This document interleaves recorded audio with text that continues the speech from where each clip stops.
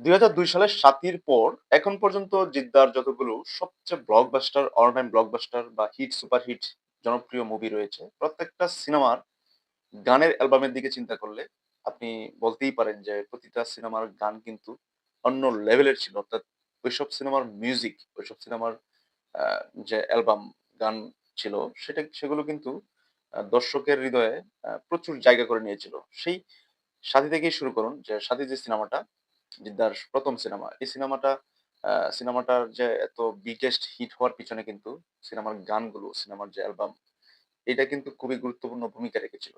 আমরা বলতে পারি জিদ্দার জীবনের সবচেয়ে সেরা গান কিন্তু 'ও বন্ধু তুমি শুনতে কি পাও?' এই যে 'সাথী' সিনেমার গানগুলো, মিউজিকগুলো, 'ও বন্ধু তুমি শুনতে কি পাও?' এই 'ভালোবাসা তোমাকে পেতে চাই' অথবা আ এই গান মনের খাতাতে লিখে রেখে যাই। অথবা বলব তোমায় আজকে আমি। এই যে গানগুলো, এই গানগুলো কিন্তু প্রত্যেকটা গান কিন্তু সেই সময়কার আমলে প্রচুর জনপ্রিয়তা পেয়েছিল। সাথী সিনেমার যে অডিও অ্যালবাম এটা কিন্তু হিউজ বিক্রি হয়েছিল সেই সময়ে। মানে এটা তুমুল একটা জনপ্রিয়তা। এই গানগুলো যে 'ও বন্ধু তুমি শুনতে কি পাও' এই গানটা আ সেই ২০০২ সালে ২০০২-৩ এই যে দুটো বছরে মনে হয় যে এটা একটা আ মানে সুনামি তৈরি করে দিয়েছিল ২ বাংলাতেই এই যে গানটার জনপ্রিয়তা। তারপরে জিদ্দার আ যতগুলো সুপারহিট জনপ্রিয় মুভি আছে সেই হিরো সিনেমা বলেন, সঙ্গীত সিনেমা বলেন, সেই বন্ধন সিনেমাটা বলেন, এই সিনেমার গানগুলো কিন্তু প্রেমী সিনেমার যে গানগুলো প্রত্যেকটা সিনেমার সেই সময়ের প্রত্যেকটা সিনেমার যে গান ৪ টা ৫ টা করে গান। একেকটা গান একটাকে আরেকটা মানে চাপিয়ে গিয়েছে এরকম অবস্থা। মানে কোন গানটা থেকে কোন গানটাকে আপনি ভালো বলবেন সেটা কিন্তু মানে করা যায় না, তুলনা করা যায় না। তারপর আপনি মাঝখানে দেখেন 'সাত পাকে বাঁধা' থেকে শুরু করে 'নীল আকাশের চাঁদনি', 'সাত পাকে বাঁধা' সেই ফাইটার সিনেমার কিছু গান জনপ্রিয় ছিল। আ আমরা ফাইটার এবং ওয়ান্টেড সিনেমার গানগুলো কিন্তু সংগীত বাংলায় আসেনি। এসকে মুভিজ এর সিনেমা ছিল। তারপরে কিন্তু এই সিনেমাগুলোর বেশ কিছু গান কিন্তু খুব জনপ্রিয়তা পেয়েছিল জিদ্দার।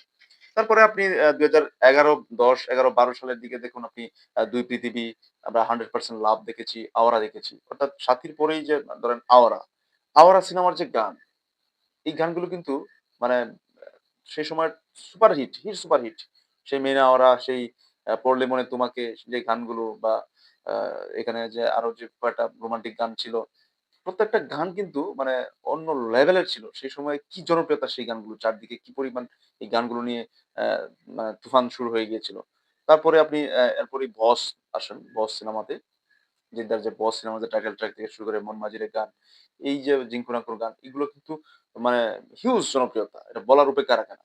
তো আপনি দেখুন জিদ্দার যে যেটা বললাম যে সবচেয়ে বড় সিনেমাগুলোর গানগুলো কিন্তু প্রচুর জনপ্রিয় হয়েছিল। সেই 'বচ্চন' সিনেমা, সেই 'বেশ করেছি প্রেম করেছি' সিনেমার গানগুলো, সেই আপনি শেষের দিকে আসুন আপনি সেই সময়ের যে আ আপনার 'অভিমান' সিনেমার গানগুলো এবং আমরা দেখেছি যে 'বাদশাহ দ্যা ডন' সিনেমা বা 'বস 2' সিনেমার যে গানগুলো প্রত্যেকটা গানই কিন্তু খুব প্রত্যেকটা সিনেমার গানগুলো কিন্তু খুব জনপ্রিয় ছিল। এবং এই যে জনপ্রিয় গানগুলোর পিছনে কিন্তু এককভাবে গ্রাসরুট এর কোনো ক্রেডিট ছিল না। কারণ গ্রাসরুট এর এককভাবে বানানো সিনেমার গানগুলো কিন্তু সবচেয়ে জিদ্দার বেশি জনপ্রিয়তা কম পেয়েছে। কেন নয়? আপনি দেখুন জিদ্দা যখন গ্রাসরুট যখন কাজ করেছে সর্বপ্রথম 'হান্ড্রেড পারসেন্ট লাভ' এর সাথে কিন্তু এসবিএফ ছিল। তারপর 'বস' ধরেন, 'গেম' ধরেন বা 'বচ্চন' ধরেন এগুলো সিনেমাতে কিন্তু আ গ্রাসরুট এর সাথে পাশাপাশি রিয়াল এন্টারটেইনমেন্ট ছিল। যার ফলে ওভারঅল ওইসব সিনেমার গানগুলো কিন্তু ভালো করেছিল গ্রাসরুট। তারপর থেকে যখন থেকে গ্রাসরুট একা জিদ্দাকে নিয়ে দাঁড়ালো সেই সময়কাল থেকে কিন্তু জিদ্দার যে গানের পতন শুরু হয়েছে। দেখুন লাস্ট যে সিনেমাগুলো আমরা দেখেছি 'রাবণ' সিনেমা, সেই 'মানুষ' সিনেমা, সেই 'চেঙ্গিজ' সিনেমা, 'বুমেরাং' সিনেমা একটা সিনেমার গানও কিন্তু হিট করতে পারে নাই। আমরা জিৎ ফ্যান্সদের কাছে মনে হতে পারে যে 'চেঙ্গিজ' সিনেমার 'রাগা রাগান্ডা' গানটা হিট হয়েছে বা অনেকে বলতে পারেন যে 'রাবণ' সিনেমার 'তোকে একা লুকিয়ে দেখার কি মজা' গানটা হিট হয়েছে। আসলেই এটাকে হিট বলে না, এরকম হিট না।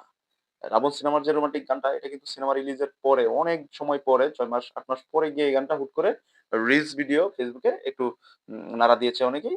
এটা নিয়ে একটু হয়েছে। কিন্তু দেখুন আ এই যে 'রাবণ' সিনেমার এই যে গানটা রোমান্টিক গানটা 'তোকে একা লুকিয়ে দেখার কি মজা' এই গানটার যে কোরিওগ্রাফি সেই 'চেঙ্গিজ' সিনেমার যে রোমান্টিক গানটা রয়েছে এটার কোরিওগ্রাফি এবং 'মানুষ' সিনেমার যে গানটার কোরিওগ্রাফি সেম টু সেম মানে এগুলোর মধ্যে কোনো তেমন পার্থক্য ছিল না।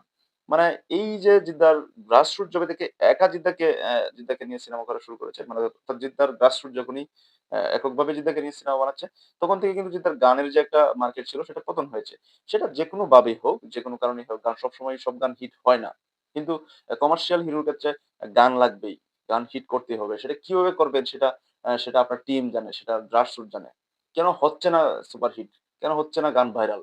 সেটার পিছনে আপনারা কিভাবে কি করতে হবে, কিভাবে সময় দিতে হবে, কিভাবে গান তৈরি করতে হবে, সেটা আপনারা খুঁজে বের করুন। কিন্তু ওভারঅল আমাদের মোট কথা হচ্ছে জিদ্দার গান আগের মতো সুপারহিট হচ্ছে না। এবং এটা খুবই গুরুত্বপূর্ণ। একটা ভালো অ্যালবাম। জিদ্দার এই মুহূর্তে একটা সিনেমা, যে সিনেমাতে ৪-৫ টা গান থাকবে, সেই গানগুলো মানে পুরো সিনেমার প্রত্যেকটা গানই যেন একটা আ মানে অসাধারণ একটা অ্যালবামে তৈরি হয়। এরকম একটা কিন্তু আ সিনেমা লাগবে। এরকম একটা গানের সিনেমা কিন্তু খুবই প্রয়োজন এই মুহূর্তে জিদ্দার, আমি মনে করি।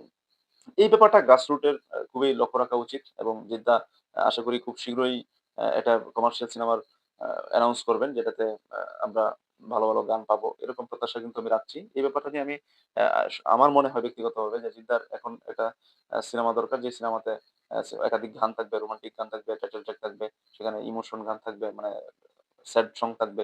প্রত্যেকটা গানই যেন আ খুব ভালো হয় এবং সেটার কোরিওগ্রাফি, গানের কথা, সুর যেন অন্য লেভেলের হয় এবং গানগুলো যেন জনপ্রিয়তা পায়। এরকম একটা সিনেমা কিন্তু এই মুহূর্তে জিদ্দার দরকার। সবাই ভালো থাকুন, সুস্থ থাকুন। আপনার নিজের মতামত দিয়ে যান এবং চ্যানেলটাতে যারা নতুন রয়েছেন তারা সাবস্ক্রাইব করে দেন। সবাই ভালো থাকুন, সুস্থ থাকুন। ধন্যবাদ।